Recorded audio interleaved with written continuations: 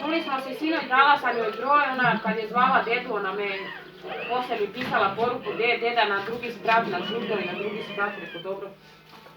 Pa kad ne budeš ti mogla, vidit ću ja, kažem ću ja sutra, pa ćemo se kaže čuti. Rekao, pitaj kako je stanje, sve.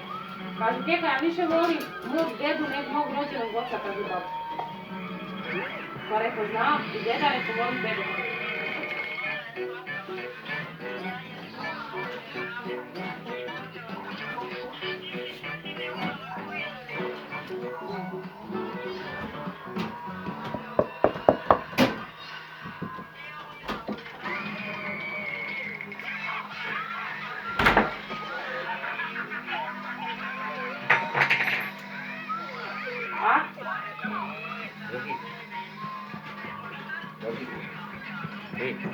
Adesso poi riesco a trovarsi anche